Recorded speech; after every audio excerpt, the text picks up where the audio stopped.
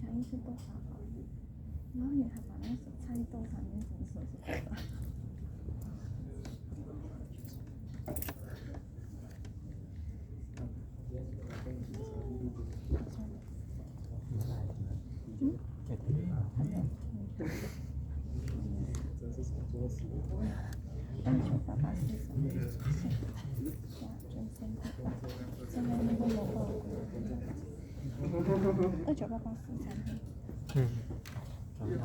我4秒秒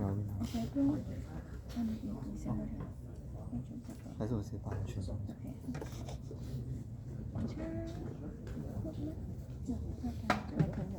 间谍，间谍。你也会的。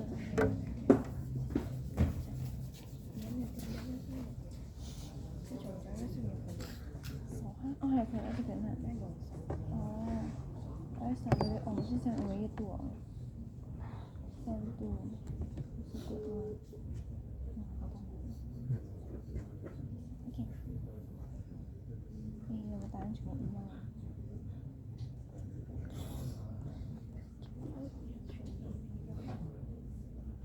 先想，我们打一样哦。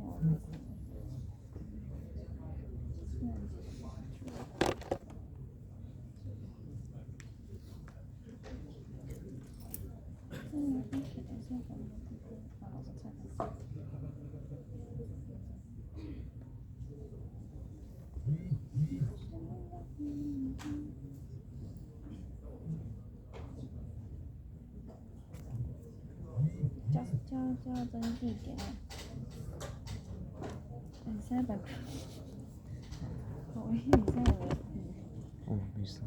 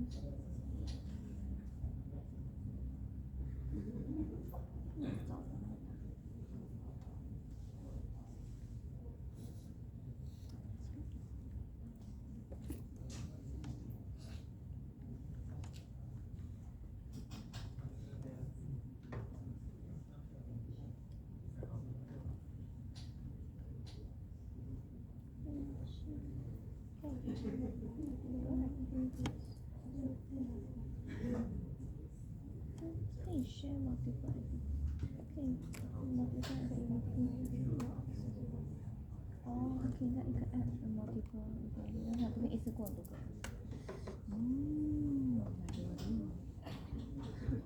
Okay, so we have some answers here already. Shall I go through it? So what is the main difference between the get preference and get share preference method?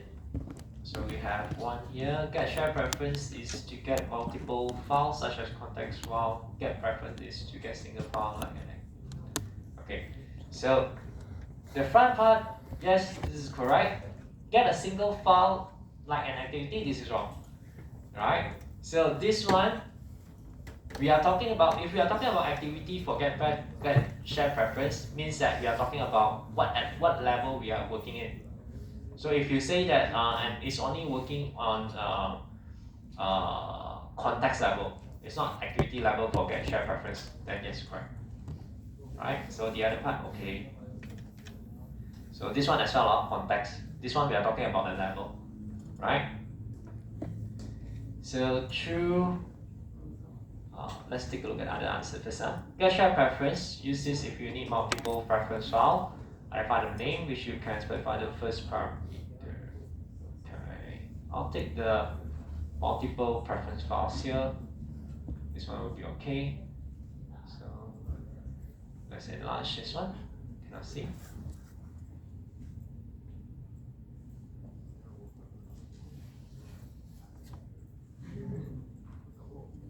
Alright, so here, get preference typically used within a single activity. Get share preference used for sharing data across activity. Not just activity, yeah? So this one is correct. Not just activity, it's on a context level, right? So then we have here get preference only available in single activity, while get share preference with multiple activity within the same apps, multiple activities. Alright. So within the same app here, right? I'm gonna explain this when we go to question number 2, yeah? So this is related. So get share preference can have multiple share preference files in whereas get preference can only have a single access, alright? Single access and multiple access. Okay, correct? So let's look at question number 2 here. A share preference file can be accessed by multiple activity. Is this correct? It depends, right? So it depends what methods we are using. Okay, so this is correct, right? So here, multiple apps. So a lot of you give the answers false, right? No, we can actually make it accessible by multiple apps by changing this one. What is the mode that we want to change? If we change to world readable, then yes, it's accessible by other apps. But if it is private, then no, it's only to your activity itself. Right? So that's why this one here, your answer you can tweak it a little bit more. Okay, since you know that now it's actually be able to access by multiple apps. Okay, so thank you for the answer. So this one, what do you mean? Multiple activities. Okay, never mind. Right. So let's move on. Any questions so far for get share preference and get preference? Any questions? No, Right. So let's move on. Okay. So we continue on with our saving files, right? A file APIs for reading and writing large amount of data, right? It is suitable for images, files, or anything exchanged over a network. So the exact locations of the file where you can save it might vary across devices. Okay, so this is saving files. We are talking about files like images, tags, videos, right? As long as it is in a very large amount, then we are actually using data files to save that, right? So let's move on. So when it comes to file saving, we have external and internal storage. Okay, so what is the difference between internal and external? Right, there are 3 criteria that we're actually looking at. One, whether the internal or external are they removable. So when we are talking about internal storage, of course, it's not removable, right? And then is it available? Yes, it's always available. Why? Because since it cannot be removed, right? We store it in internal, then it will be always available for you. Where else? Okay, accessibility, it is only available to your apps only. Now, if you look at external, is it removable? Yes, possible. Depends on what location you are saving. If you are saving it in your SD card, of course, it is removable. But once it is removable, means that it is not always available for the files that you save there, because it depends on the locations of your file saving, right? Accessibility, it is world readable. So when you put external, okay, it's world readable. Means that anyone can actually access to the files that you have. Okay. So an app's internal storage directory is specified by the app's package name. So no permission is actually required to perform read and write operations. What we need to do is what we need to use is the get free space or get total space to check, okay, whether we have enough space in our internal storage, right? So that we don't have what we call I/O errors.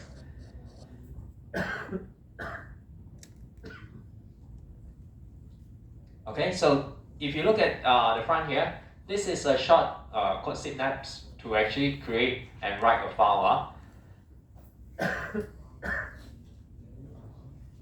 Hold on.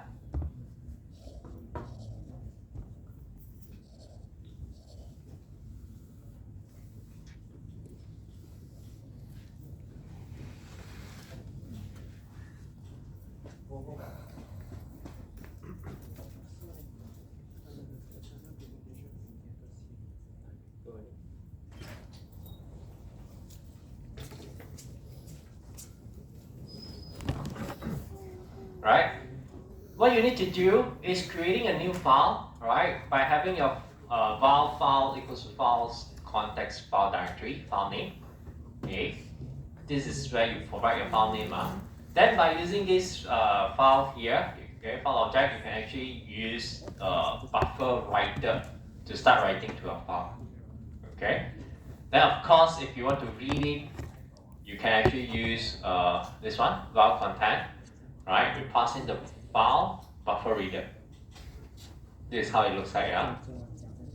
Okay. Let's go on to external storage now. Right.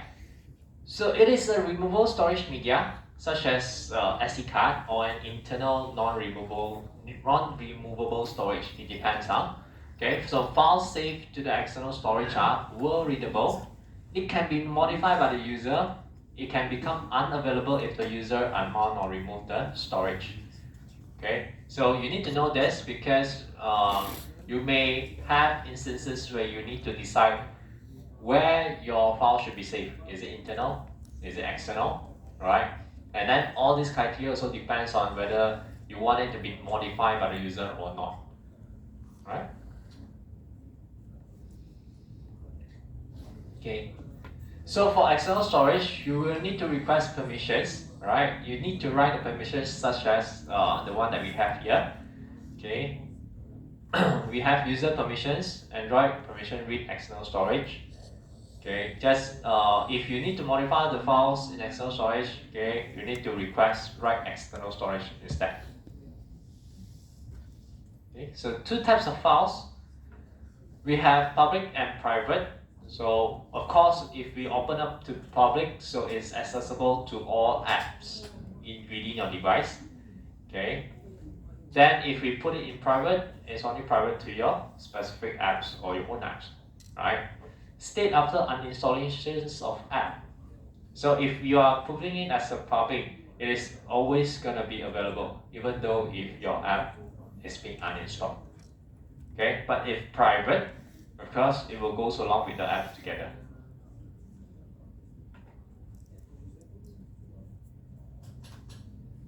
Okay.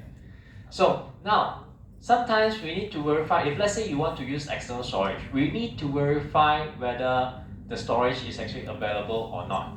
Okay. So we have this function here, is external storage readable, right? We have, we're going to receive boolean. Okay, so we return environment.get external storage. This will actually tell us whether it is available or not for our external storage. So the key is here, external storage in set of. Okay, you are only using environment stuff. So if you cannot remember this whole syntax, you just need to type out environment and you will get the methods that you need to use. Okay.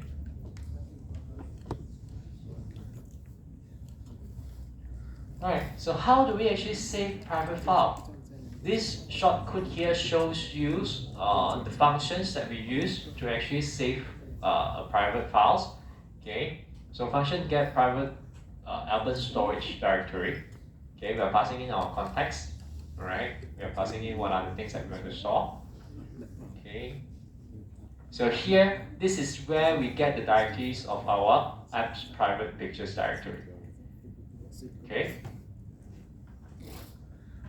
Alright, so this one is just checking on the files. Alright, directory not created, and then we return the files. You can try this short code on your own, alright, if you have time. So we may be touching on this file savings more on a database terms instead of file saving like this one.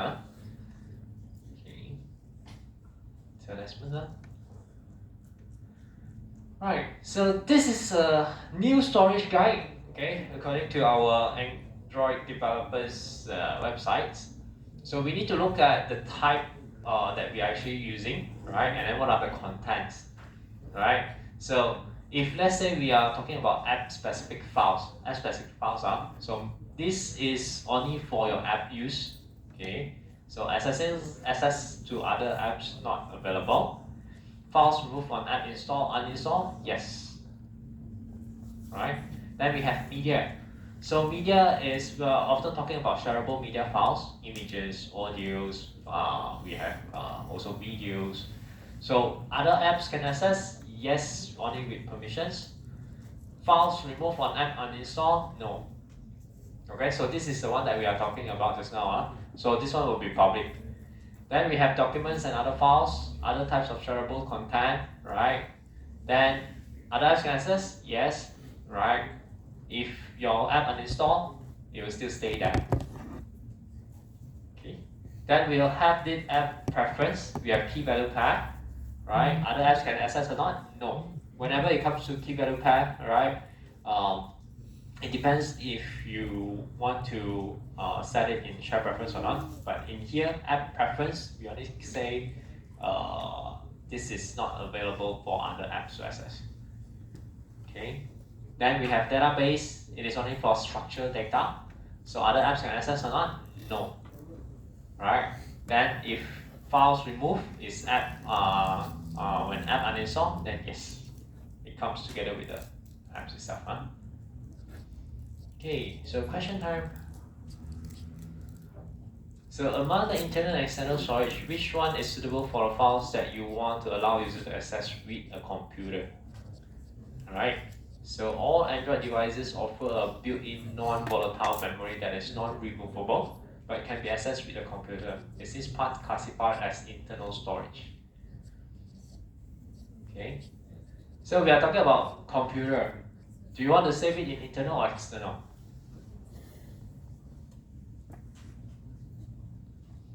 If internal means what?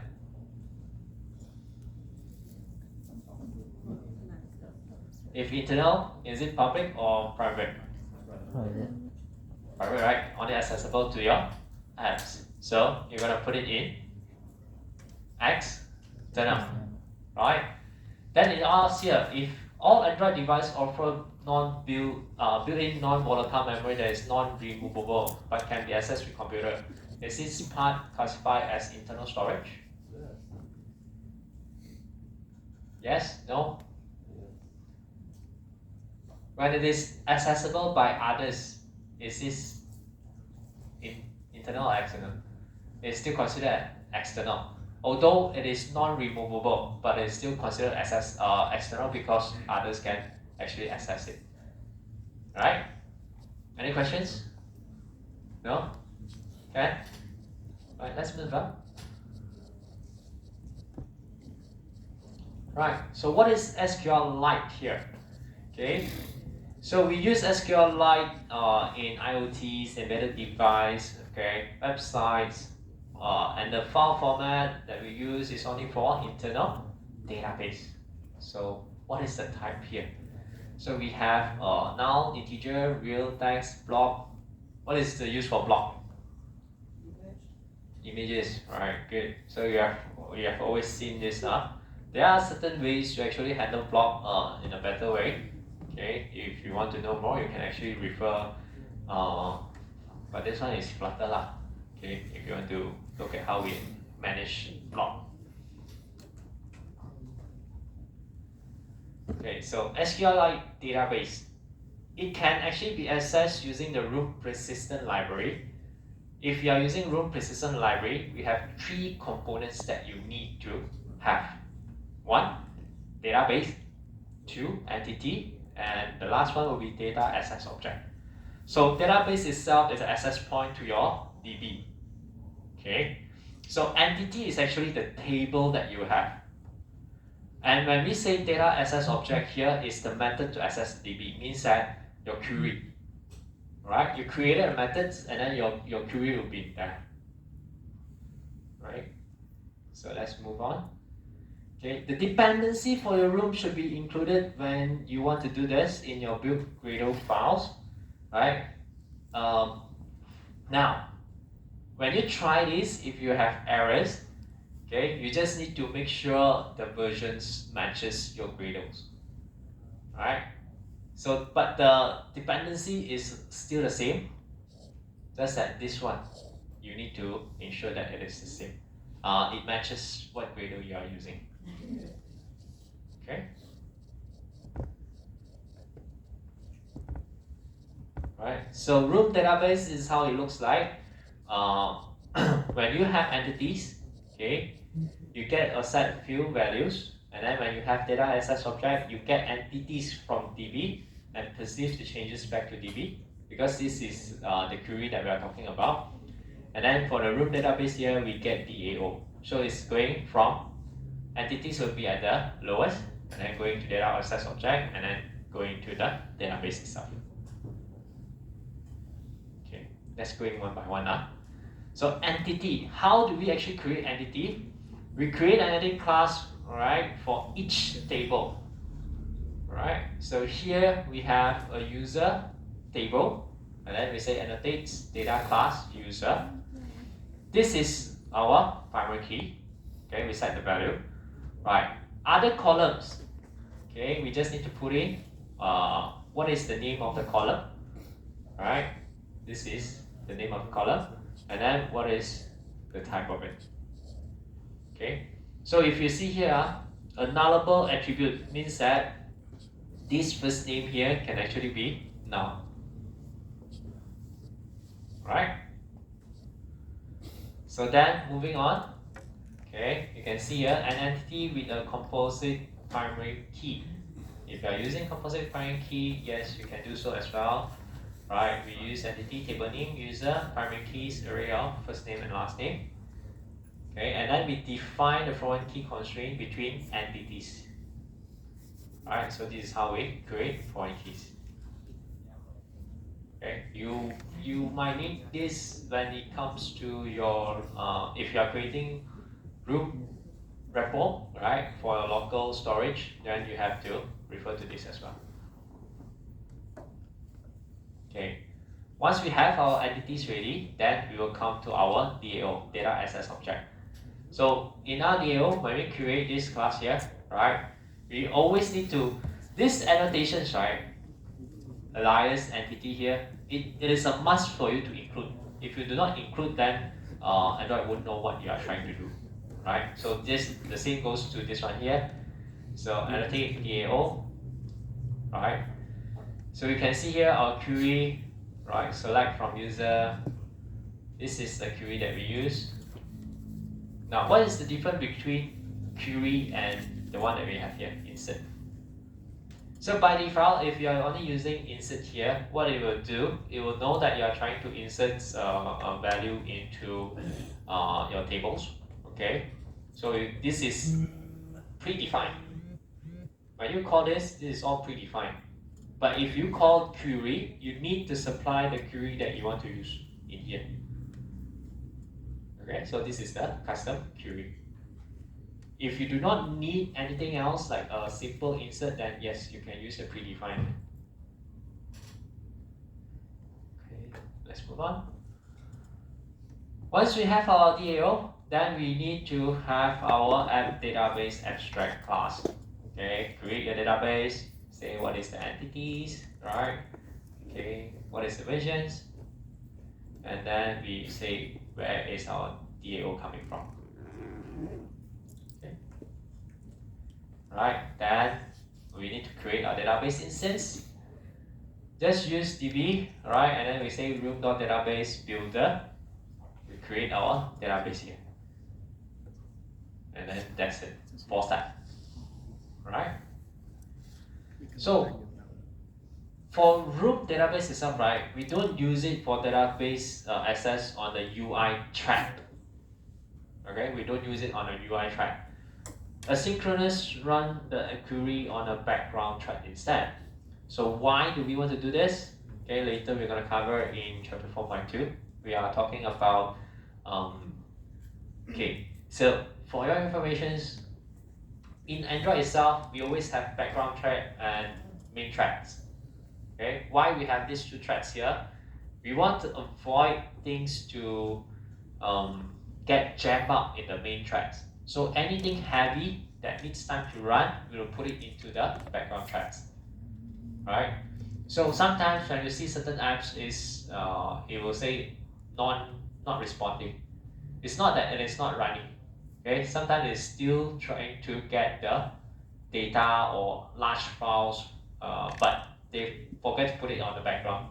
They are running it on the main threads, and when that happens, Android will detect a duration that is too long. It will consider that as a lagging. So it will say that your app is not responding. Okay. Right, so if you want to check your database for the room, right, you can use the database inspector, such as this one here, right? We're gonna do this in our practicals, right, later on, whereby we're gonna create our room repository database, and we can actually see how it looks like, huh? Okay, questions. Explain the following purpose of the following objects. Entity, what is it used for? What is the use of entity?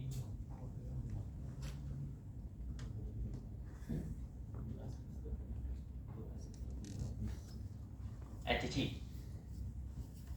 Entity is equivalent to tables, right? Data access object. The methods for us to. Right. Then room itself is a database. So this type of questions are question 4.1.3. An online property agency, myhome.com.my, is looking for mobile solutions to make its service accessible to more agents. The company would like to create a mobile app which allows its agents to upload media files, post comments, and record locations of our properties. So explain 2 techniques to be used to implement the above mentioned system.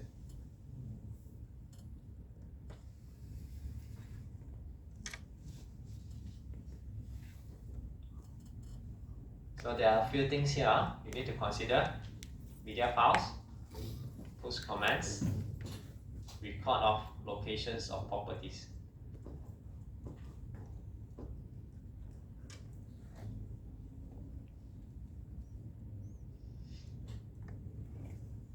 So within the 3 types of data saving, which one you're gonna use?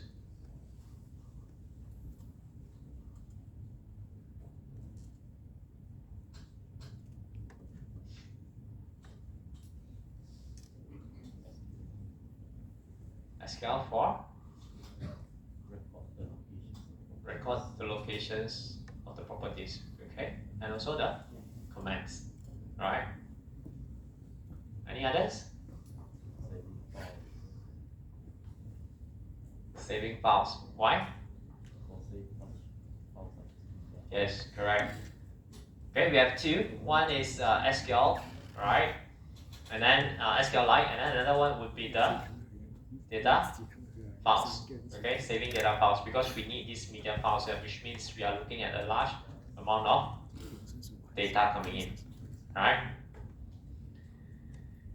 Okay, before I move into view model and repository live data, okay, let's take a short break here, 5 minutes. You come back at 11. Then you may go and take a fresh shot before we continue on. We are halfway there.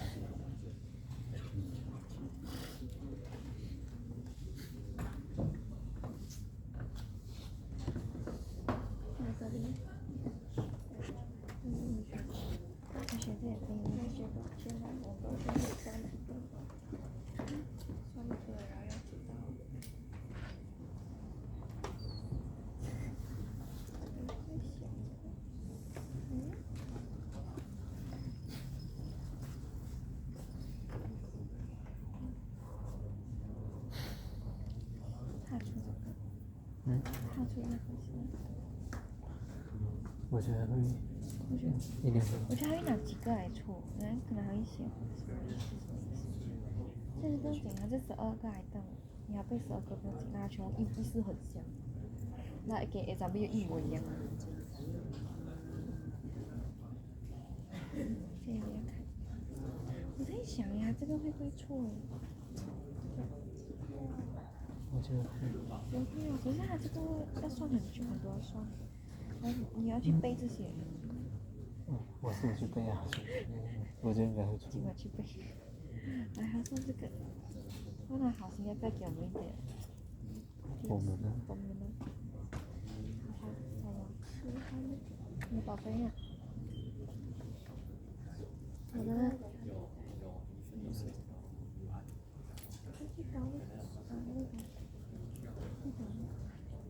那个宝贝。你们是想做前一天吵架，隔天就死？因为他认为是单方面吵架，因为对他们影响。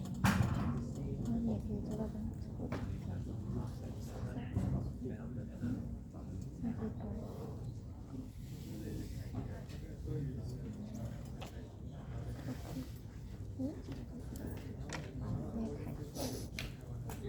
但是我才发现 week 9我们4个 week 9。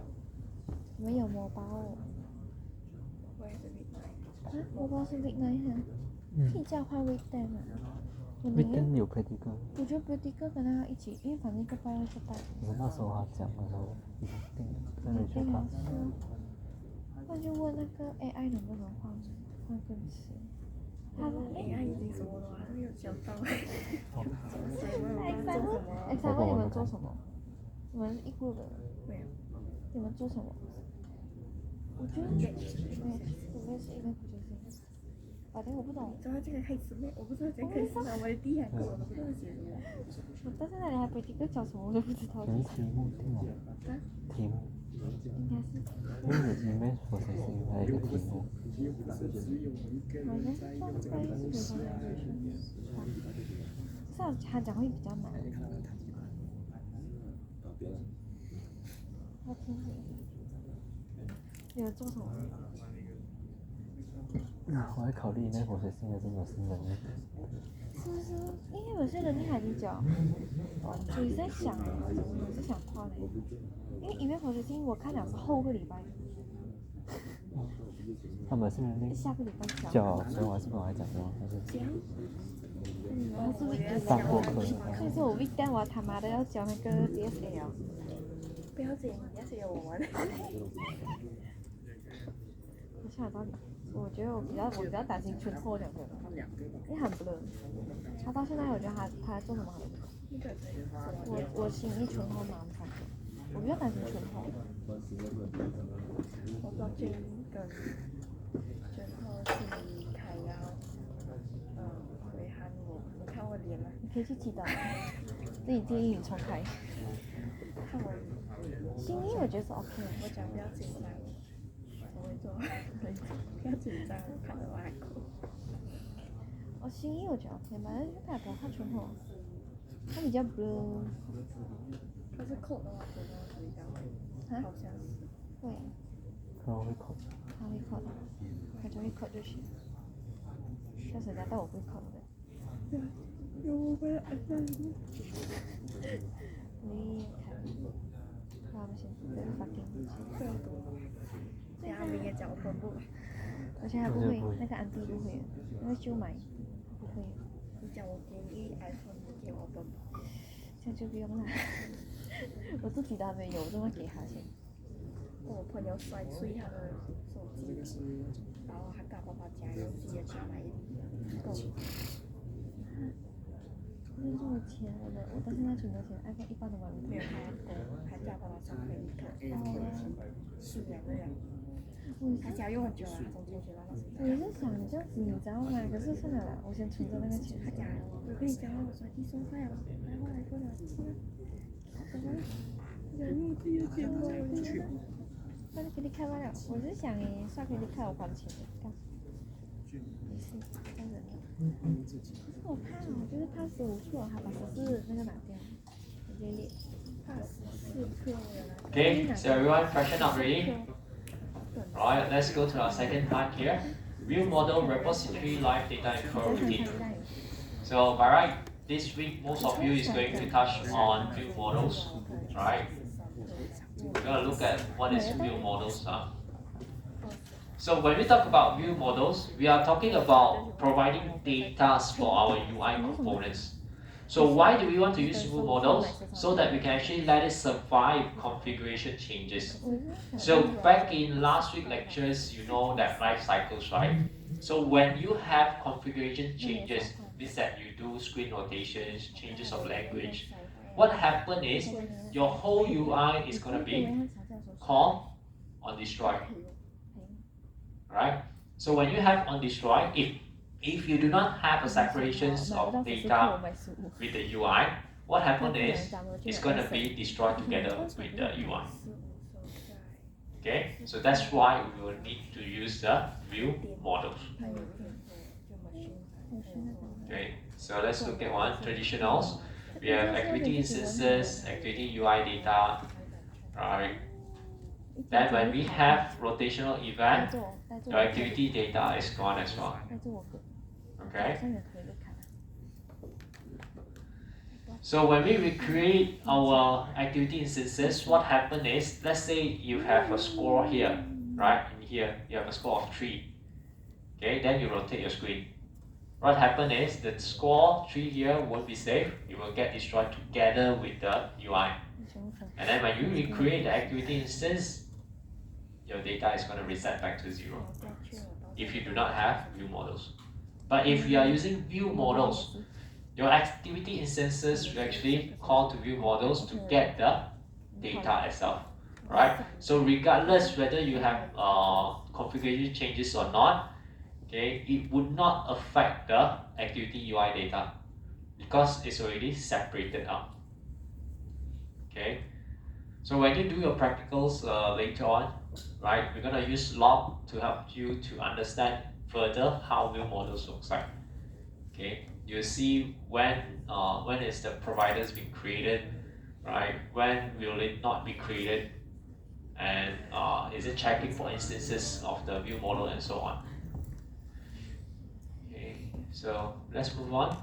So user interface. Okay, you have either activities or fragments. It goes into view models, right? It goes into repository, and if you have a database, then it's called from the group database.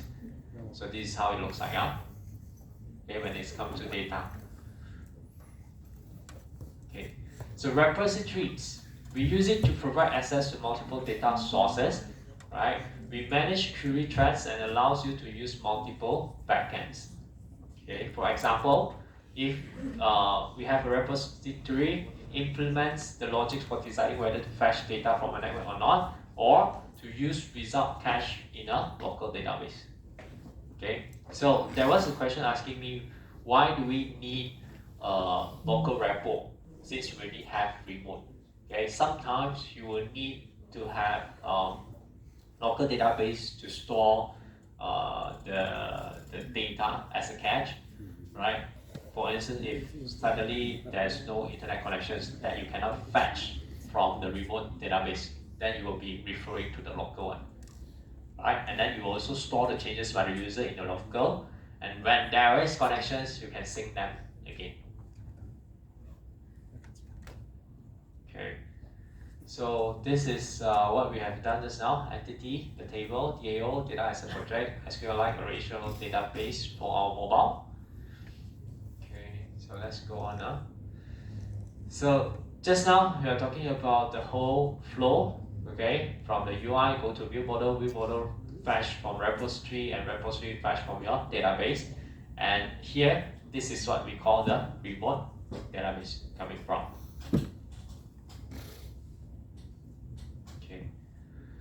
So in our activity itself, you can see a very clear separations between activity, view model, and repository. So activity, we use it to draw out the UI, right? And we use it to receive user interactions, right? And then in view models, of course, we only hold our UI data. Okay. So repository is API for saving and loading app data. Okay, question. What is the purpose of the following components? What is the purpose of the following components? Okay, very quickly, I've just already done that. I'll just put it in our Jamboard now.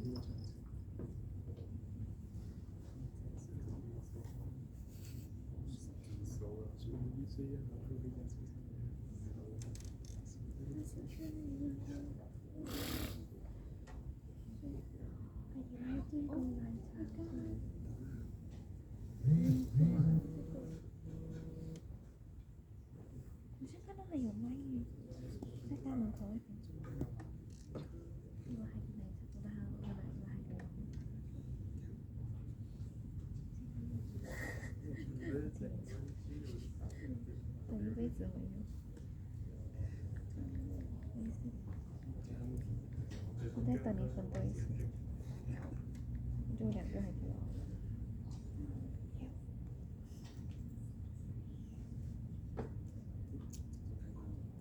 下一次你大概给他讲，你这次要自己讲，你理解。这次。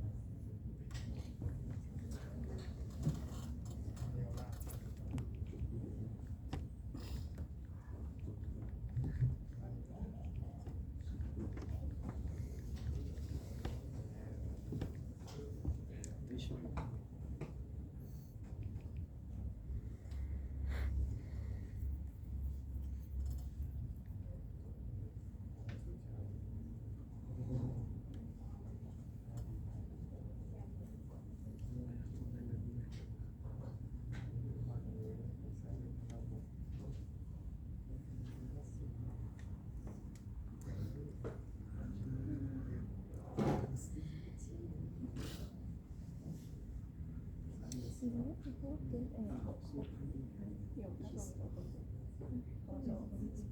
会提前讲，没有，他没有提前讲。对，有 open book。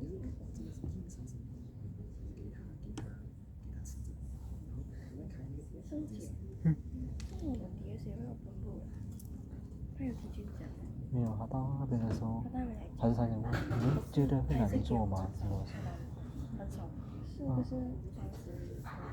我们宁愿 open book。没有，他 open 不会扣到你，他有危险扣分数。可是至少 open book 你有一些分数你稳。如果你没有 open book，不是跟恐怖节打牌也是给，有人是打牌。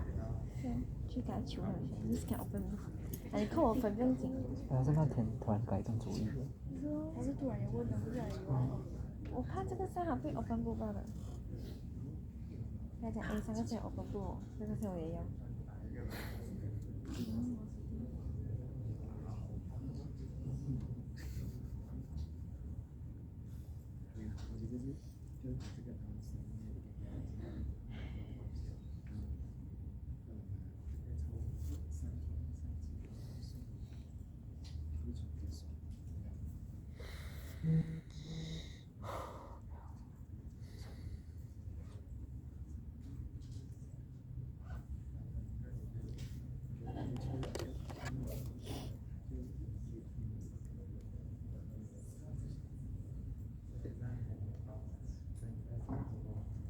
Okay, so let's take a look at our answer over here. An activity represents a single screen with a user interface.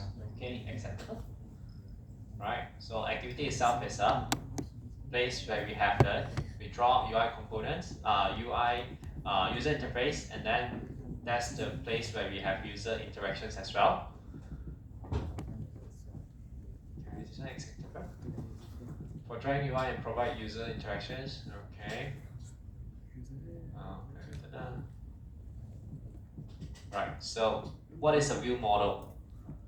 Okay, for holding UI data, view model is to hold UI data.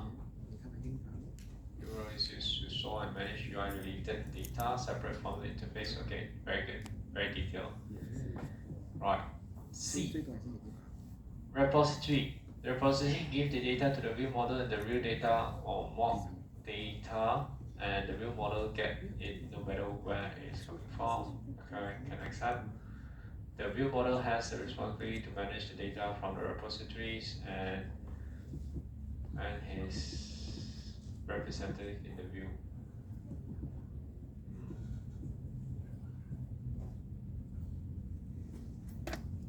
The view model has the responsibility of managing the data from the repository. This is where we actually receive the data, yes, right? Then you need to also mention we are actually dealing with separation of data from the UI. So we manage the UI data here. So you need to add more answers to make this a valid one. A repository is a design pattern often used in Android app development. Okay, so repo itself is for what? It's for us to save and load app data, right, from all our database. So this is correct. This is not that accurate. Okay, you might need to rephrase your answer again for this one. Okay, so any questions so far for activity, view model, and repository? No? Okay, so we move on. So next, we already know what is view models, we already know what is repository and activity. We're going to look at one thing called live data. Okay, so live data itself is an observable data holder class. Okay, so this observer will actually notify when the data held by the live data object changes. So it is life cycle aware. So let's go into the example here. So if let's say we attach live data in our view models, okay? So we attach the observer to live data, right, maintained by the view models. And then if there is any changes to that data itself, right? And then live data will actually be triggered, right? So like this one here, observer updates the UI. So in what instances that we need to use live data? Okay, if you say if user enters certain value or select certain data, okay, you need to trigger UI changes, then yes, you need to use live data. Alright. Okay, a very quick example is on maybe a chat. Okay, if your live data detects changes in the data, for instance, a new chat coming in, right? It will trigger and then it will actually update in your UI to show that new messages. This is just a simple layman for the live data. So you're gonna do this in your practicals. So I'm not gonna go through this code here with you. Okay, we're gonna do it in our practicals. Alright, so here, this is just an example. What is it? Observer looks like. Okay.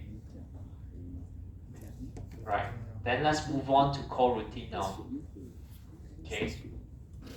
Just now I mentioned about main threads and also background threads. So core routine is the one who will deal with these threads when we are doing our data fetching from the network. So what it is, it is a synchronous programming. What it do is it manage long running tasks that might otherwise block the main thread and cause your app to freeze. Okay, so it provides a main safety or safely calling network on this operation from the main threads. So it looks like this. Okay, whenever you have your main thread here and you have your core routines, you bring the process back to the background thread. Once it is done, it will return back to the main threads. Okay, so two ways to actually start your core routines. We can actually use launch. Launch is to start a new core routines and doesn't return the result to the caller. Right? Any work that is considered fire and forget can be started using launch. Okay, but if let's say you want some result back, then you need to use async.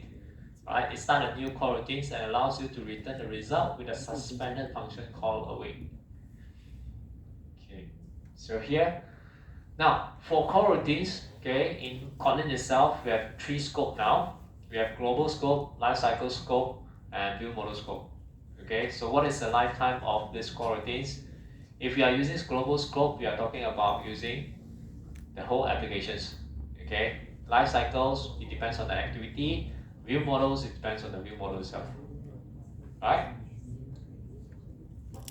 So this is an example. Okay, we have these functions main here run. When we run, we are running on global scope.launch. Okay, so we are launching a new core routine in the background. Okay, and continue non-blocking delay for 1 second. So that's why we have delay here, and then we print world. Okay, while this is running, okay, in our core routines, we have this one here, print hello, and then the thread will stick for 2 seconds. Okay, the main thread continues while the core routine is delayed. So we're gonna block the main thread for 2 seconds to keep our JVM alive. Okay, so that's why even though you have this world here, right, printed out, it's supposed to be world here first, right? But it goes after the hello because of the delay that we have, and this is actually running at the back.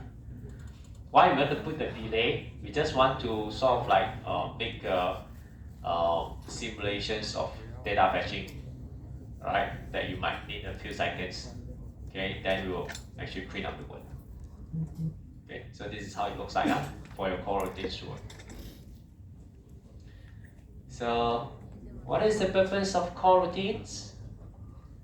What is the purpose of core routines? To bring long running tasks to the background threads. Okay, and then why executing database related operations on the main thread is not recommended? Why?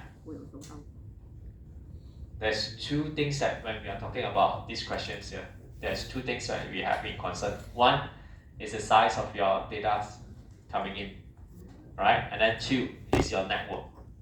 If your network is slow and your data size is big, then it will take a lot of time. Okay, imagine you are taking like 2 to 3 seconds and then you put it in your main thread. It will actually block and jam your main thread itself and your app will freeze. Okay? So now this is a complete example, so you can refer to it. These are just a code example that we have. Okay, so nothing much here. Our real models. These are the codes that we're gonna do in our practical later on. So no SQL Firebase, right? So the difference between SQL database and no SQL database so when we use SQL, it always table based. Okay, but for non-SQL, it's either key value, graph, and also documents. Right? So in your assignment itself, you can choose to use either SQL database or Firebase. Right? It's up to you. Okay.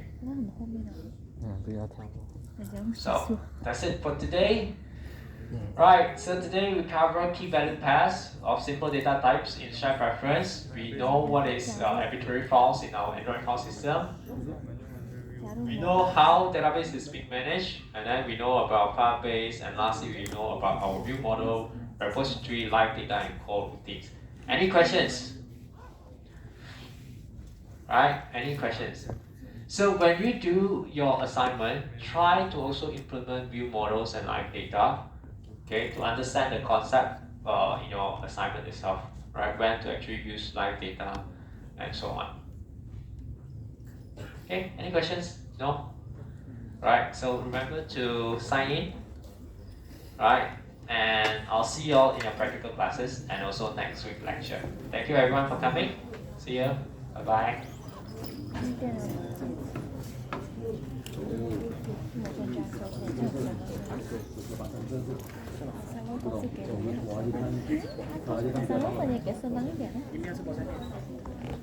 Again那菠菜面呢？咱们灯烤这个什么？我这里也有啊。什么水果跟菠菜面是吧？